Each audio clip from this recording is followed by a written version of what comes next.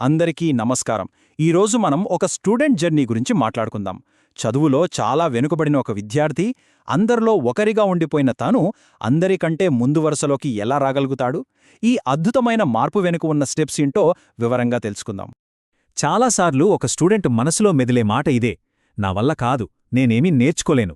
ఈ ఒక్క ఆలోచన మనకు కనపడిని సంఖ్యలలా వాళ్ళని ఎంత వెనక్కి లాగుతుందో కదా. అసలు సమస్య మార్కుల్లో కాదు, ఇక్కడే మొదలవుతుంది. సరే, ఈ ప్రయాణాన్ని ఇంకా బాగా అర్థం చేసుకోవాలంటే మనం ఒక కథలోకి వెళ్దాం. రాజు అనే ఒక విద్యార్థి కథలోకి. అసలు తన మనసులో ఏం జరుగుతోంది, తను రోజూ ఎలాంటి ఛాలెంజెస్ ఫేస్ చేస్తున్నాడు చూద్దాం. పాపం రాజుకి క్లాస్లో పాఠాలు అస్సలర్థమయ్యేవి కావు. దాంతో మార్కులు ఎప్పుడూ తక్కువే. దీనికి తోడు తోటి స్టూడెంట్స్ అంతా నవ్వేసరికి నేను నిజంగానే వేస్ట్ అని, నాకేమీ రాదని బలంగా నమ్మడం మొదలుపెట్టాడు. ఆ నమ్మకమే అతనికి పెద్ద అడ్డంకిగా మారిపోయింది. మరి ఇలాంటి పరిస్థితి నుంచి బయటపడటమెలా? ఇక్కడే అసలు విషయముంది. మార్పు పాఠాలతో మొదలవ్వదు, నమ్మకంతో మొదలవుతుంది. ఆ నమ్మకమనే ఫౌండేషన్ని ఎలా కట్టాలో ఇప్పుడు చూద్దాం. ఒకరోజు వాళ్ళ టీచర్ ఈ విషయం గమనించారు. ఆమె రాజుమీద కోప్పడలేదు, తిట్టలేదు. చాలా ప్రేమగా మాట్లాడారు. చాలా అంటే చాలా సింపుల్ టాస్క్స్ ఇచ్చారు. అతను చేసిన ప్రతి చిన్న పనికి శభాష్ అని మనస్ఫూర్తిగా మెచ్చుకున్నారు. ఇదే రాజు లైఫ్లో టర్నింగ్ పాయింట్. ఆ టీచర్ ఫాలో అయిన పద్ధతిలో 2 సూపర్ స్టెప్స్ ఉన్నాయి. ఫస్టిదేంటంటే స్టూడెంట్ని అర్థం చేసుకోవడం. వాళ్ల బలాలేంటి, బలహీనతలేంటి, వాళ్ళకేమిష్టం అని తెలుసుకోవడం. దీనివల్ల వాళ్లకి మనమీద ఒక నమ్మకం వస్తుంది. ఇక రెండోది, అన్నిటికన్నా ఇంపార్టెంట్, ముందు కాన్ఫిడెన్స్ పెంచడం. విమర్శిస్తూ ఉంటే ఉన్న కాస్త ధైర్యం కూడా పోతుంది. అందుకే చిన్న చిన్న ప్రయత్నాల్ని కూడా మెచ్చుకోవాలి. ఒక్కసారి నమ్మకం కుదిరాక నెక్స్ట్ స్టెప్ ఏంటి? అర్థం చేసుకోవడం. అంటే యాక్షన్లోకి దిగాలన్నమాట. ఆ ప్రాక్టికల్ లెర్నింగ్ ఎలా ఉంటుందో ఇప్పుడు చూద్దాం. టీచరిచ్చిన ధైర్యంతో రాజు రోజూ ప్రాక్టీస్ చేయడం స్టార్ట్ చేశాడు. కష్టమైనవి కాదు, చాలా ఈజీ ప్రాబ్లమ్స్తో. ప్రతిరోజూ అలా చేస్తూ ఉంటే మెల్లమెల్లగా అతనికి సబ్జెక్ట్ అర్థం కావడం మొదలైంది. ఆ చిన్న చిన్న సక్సెస్లే అతనిలో కాన్ఫిడెన్స్ని ఇంకా పెంచాయి. ఈ ప్రోగ్రెస్ వెనక ఉన్న సీక్రెట్ ఏంతో చూద్దాం.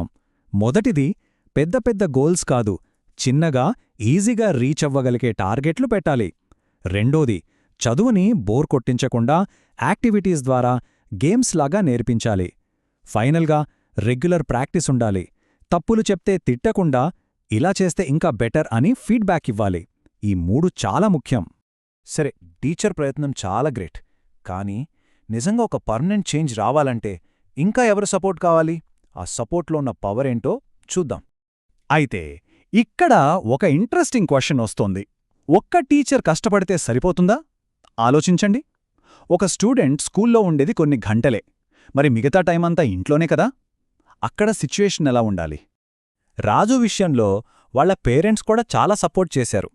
వాళ్ళు చదువు అని ప్రెజర్ పెట్టలేదు, కానీ రెగ్యులర్గా చదువుకునేలా ఎంకరేజ్ చేశారు. చూసారా, స్కూల్, ఇల్లు రెండూ కలిసాయే. అంటే ఒక కంప్లీట్ సపోర్ట్ సిస్టమ్ అంటే రెండు విషయాలు. ఒకటి, ఒక రొటీన్, ఒక డిసిప్లిన్ అలవాటు చేయడం. ప్రతిరోజూ ఇదే టైంకి చదువుకోవాలి అని ఫిక్స్ చేయడం. 2, parental involvement.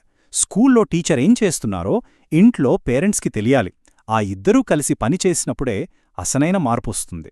So teacher, parents ఇలా అందరూ కలిసి చేసిన ఈ ప్రయత్నం ఎలాంటి అద్భుతమైన రిజల్ట్స్ ఇచ్చిందో చూద్దామా?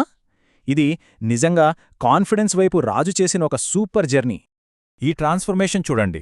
ఒకప్పుడు నేను దేనికీ పనికిరాను అనుకున్న అదే రాజు ఇప్పుడు క్లాస్లో ధైర్యంగా నిలబడి సమాధానాలు చెప్తున్నాడు. ఇది మార్కుల్లో వచ్చిన మార్పు మాత్రమే కాదు, అతని పర్సనాలిటీలోనే వచ్చిన ఒక పెద్ద మార్పు. ఈ మార్పును మనం నంబర్స్లో చూస్తే వావ్ అనిపిస్తుంది. ఒకప్పుడు 15 మార్కులొచ్చిన దగ్గర్నుండి ఇప్పుడు ఏకంగా 85 మార్కులు. అంటే చూడండి ఎంత పెద్ద జంప్. ఇది మార్కుల పెరుగుదల కాదు, రాజు నమ్మకంలో, అతని కెపాసిటీలో వచ్చిన పెరుగుదలకు ఇదొక ప్రూఫ్. సో రాజు కథ మనకు చెప్పేది ఒక్కటే, కరెక్ట్ గైడెన్స్, కొంచెం కష్టం, ఇంకా నమ్మకం. ఈ 3 ఉంటే ఏ స్టూడెంట్ అయినా సరే బాటం నుంచి టాప్కు వెళ్ళగలడు. ఇది 100% పాళ్ళు నిజం. ఇప్పుడు మనం ఆలోచించాల్సిన ఫైనల్ క్వశ్చన్ ఇదే.